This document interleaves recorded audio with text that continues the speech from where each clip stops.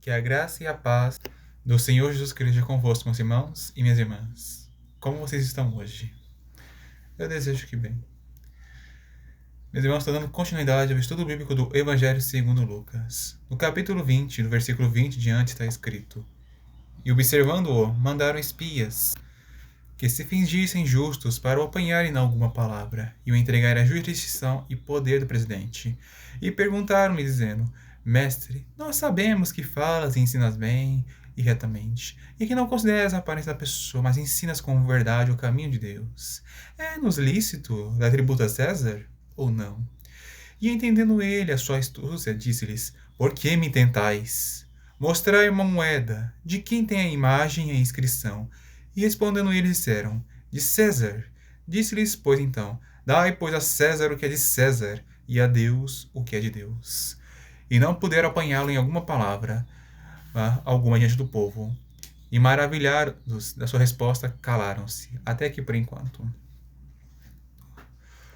Os religiosos da época, eles queriam matar Jesus, por causa que eles entenderam que a parábola que ele disse era contrária a eles, do que acontecerá àqueles homens, por causa de seus pecados. Então, eles enviaram alguns espiões para se aproximarem de Cristo e fingirem que eram pessoas justas, para o Senhor abaixar a guarda e ele falar imprudentemente, e assim eles puderem ter testemunho contra ele e condená-lo à morte. Então, os espiões enviados pelos religiosos foram até o Senhor Jesus e no princípio eles ficaram bajulando ele. Provavelmente para tentar elevar o seu ego e fazer achar que eles eram pessoas boas só por causa que eles estavam falando bem dele.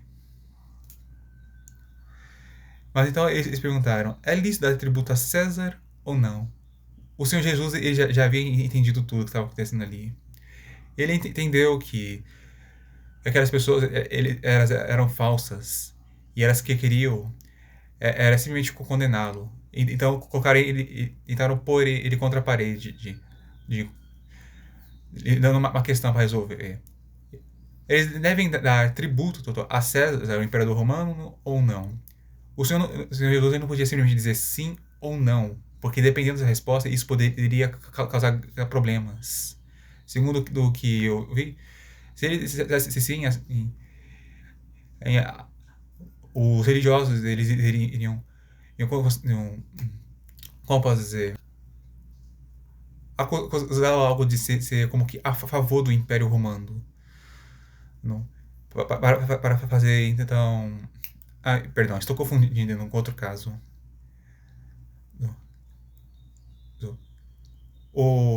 Mas em resumo, o Senhor Jesus não podia dizer sim ou não para essa questão, porque se ele dissesse sim, isso iria prejudicá-lo. E se ele dissesse não, também isso iria prejudicar a ele. E por isso, ele usou a sabedoria para dar uma resposta. Tá? Ele pegou aquela moeda e disse: de quem tem essa imagem e inscrição? E era de César. Então o Senhor ele ensinou algo que ninguém poderia, como posso dizer, contrariá-lo ou refutar. Dai, pois, a César o que é de César e a Deus o que é de Deus. Ou seja, dê a cada um o que lhe é devido. Aquela moeda é de César, então eles tinham que dar essa moeda a ele. E também, o que é de Deus que nós devemos dar a ele? A resposta, tá? Segundo o que eu vi numa pregação, é nós mesmos. Nós fomos feitos, todos, à imagem de Deus. Fomos feitos à semelhança dele. Nós somos as criaturas do Senhor. Nós temos que dar a nós mesmos, mas a Deus. Nos entregar a Ele em espírito, alma e corpo. Sermos devotos e leais a Ele. As pessoas que foram até o Senhor Jesus para espiá-lo, elas não puderam apanhá-lo. E eles ficaram maravilhados com a sua resposta tão sábia. E eles ficaram calados. Provavelmente o motivo foi de admiração. Como ele conseguiu isto? No versículo 27 em diante está escrito: E chegando-se alguns dos saduceus que dizem não haver ressurreição, perguntaram-lhe, dizendo: Mestre, Moisés nos deixou escrito que se o irmão de algum falecer, tendo mulher e não deixar filhos, o irmão dele tome a mulher e suscite posteridade a seu irmão. Houve, pois, 7 irmãos, e o primeiro tomou mulher e morreu sem filhos. E tomou-a o segundo por mulher, e ele morreu sem filhos. E tomou-a o terceiro, igualmente também os 7, e morreram e não deixaram filhos. E por último, depois de todos, morreu também a mulher. Portanto, na ressurreição, de qual deles será a mulher? Pois que os 7 por mulher a tiveram. E respondendo Jesus disse-lhes: Os filhos deste mundo casam-se e dão-se em casamento, mas os que forem havidos por dignos de alcançar o mundo vindouro e a ressurreição dentre os mortos, nem hão de casar, nem ser dados em casamento, porque já não podem mais morrer, pois são iguais aos anjos, e são filhos de Deus, sendo filhos da ressurreição. E que os mortos hão de ressuscitar, também mostrou Moisés junto da sarça, quando chama ao Senhor Deus de Abraão, e Deus de Isaque, e Deus de Jacó. Ora, Deus não é Deus de mortos, mas de vivos, porque para ele vivem todos. E respondendo alguns escribas disseram: Mestre, disseste bem. E não ousavam perguntar-lhe mais coisa alguma. Até aqui por enquanto. Os saduceus, eles eram um grupo de religiosos incrédulos. Eles não conheciam direito a Bíblia Sagrada, nem o poder de Deus. E ainda assim estavam afirmando coisas que estavam muito contrárias à Bíblia. Por exemplo, eles estavam negando que haveria uma ressurreição, de que a ressurreição existe. E eles também estavam querendo derrubar o Senhor Jesus com um argumento.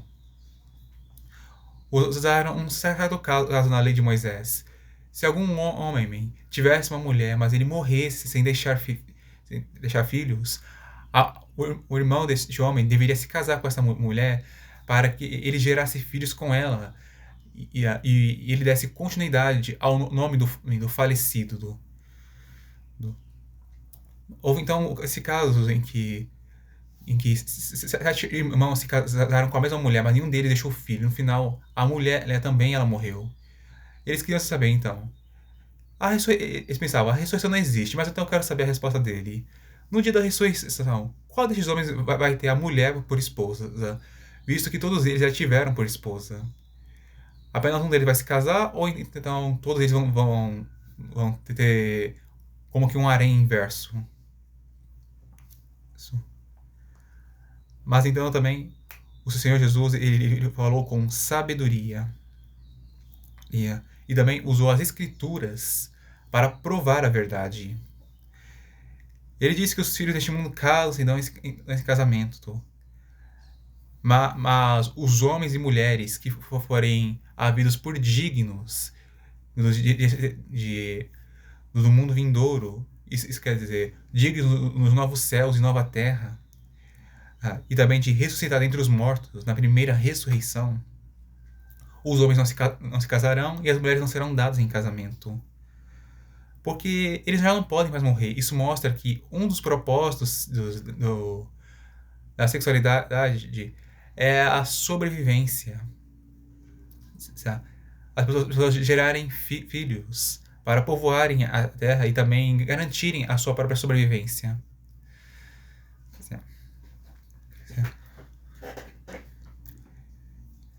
E outros motivos também é porque os cristãos, quando eles partirem deste mundo, eles serão feitos semelhantes aos anjos.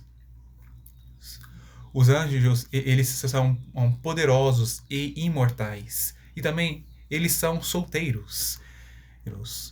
Mas isso não é, isso não é doloroso, nem uma infelicidade para eles. Eles estão muito bem solteiros. Eles não precisam se casar. Como posso dizer? Pois eles são completos e têm ao Senhor Deus.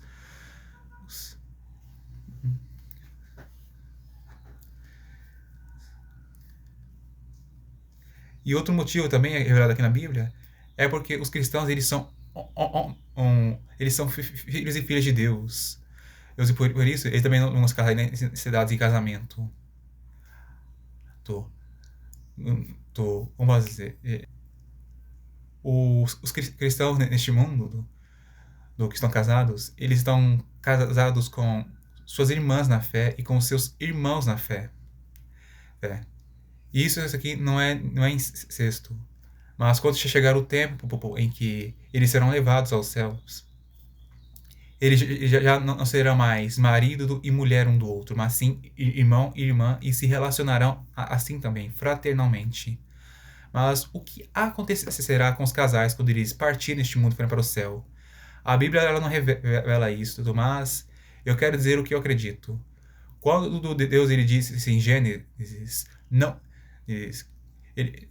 no versículo diz, no versículo 2, capítulo 2, versículo 18 está escrito: E diz o Senhor Deus, não é bom que o homem seja só, far-lhe-ei uma ajudadora idônea para ele. Eu acredito que o Senhor ele não separará o homem de sua ajudadora. O Senhor não disse, far-lhe-ei uma esposa adequada para ele, mas sim uma ajudadora idônea. Né? E outra coisa é que no caso de Lázaro, Marta e Maria, se você tentar bem, eles são irmãos, mas eles não têm um pai ou uma mãe. Lázaro, ele cuida de suas irmãs e elas dele. Isso pode ser sido uma figura dizendo o que acontecerá no céu. O Senhor, ele não separará o homem de sua ajudadora. Eles permanecerão juntos, morarão juntos. Não, mas como irmãos, e não como marido e mulher.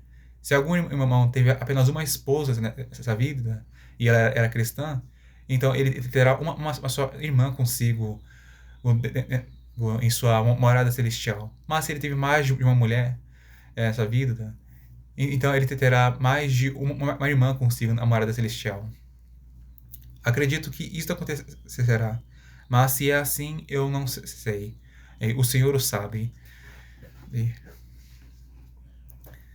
No versículo em diante, o Senhor ele usou as escrituras assim para provar que a ressurreição ela existe, ela é real. Moisés, quando ele teve um encontro com Deus, ele não disse ele chamou Deus, ele disse que o Senhor ele era o Deus de Abraão, de Isaac e de Jacó, mas sim, ele é o Deus de Abraão, de Isaac e de Jacó. Isso mostrando que para Deus, todos estão vivos, mesmo os que estão falecidos. O Senhor ele pode ressuscitar uma pessoa com facilidade, com a mesma facilidade de que alguém tem para despertar o seu próximo de seu sono.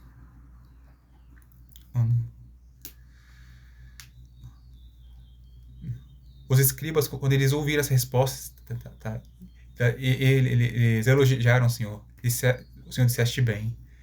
E as pessoas ficaram quase caladas. Elas não queriam mais perguntar coisa alguma, porque mesmo umas não acreditando no que ele dizia, elas viram que ele era muito sábio. Eles não conseguiam contrariá-lo ou pô-lo contra a parede e derrubá-lo. No versículo 41 em diante está escrito: E ele lhes disse: Como dizem que o Cristo é filho de Davi? Visto como o mesmo Davi diz no livro de Salmos: Diz o Senhor ao meu Senhor: Assenta-te à minha direita, até que eu ponha os seus inimigos por escápula de teus pés. Se Davi lhe chama Senhor, como é ele seu filho? Essa aqui foi uma pergunta que o Senhor Jesus fez para os religiosos na época. Eles se consideravam sábios, mas também eles não reconheciam que Jesus é o Cristo, isto é, o ungido, o rei enviado por Deus. Então o Senhor ele lhes dá uma questão para resolverem. Como o Cristo é o filho de Davi, sendo que Davi chama o Cristo de Senhor. Então, eu quero explicar isso aqui a vocês. O Senhor Jesus ele não é literalmente filho de Davi. E a palavra filho pode significar, sim, filho, mas também pode significar no sentido descendente. O Senhor Jesus ele é descendente do rei Davi. Ou seja, ele é descendente da realeza, descendente do maior rei de Israel. claro que depois dele mesmo. E por que Davi chamava ao seu descendente de seu senhor? Sendo que, humanamente falando, Davi seria maior do que ele. O motivo disto é porque, apesar de na carne, Jesus ele ser descendente, ser como que um filho para Davi, e por isso na carne ele parece ser inferior, o Senhor Jesus ele era superior a Davi. Porque, espiritualmente falando, Jesus é Senhor e Davi é seu servo. Jesus ele já existia há muito tempo antes de todas as coisas existirem. Cristo já existia. E ele governava os céus, a terra e o mar.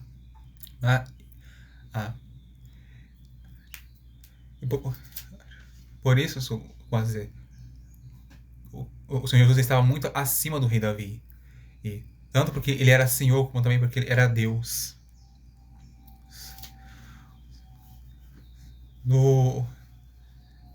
Se porventura ficou um pouco confusa essa parte, peço que deixe escrito seu comentário para responder a sua pergunta.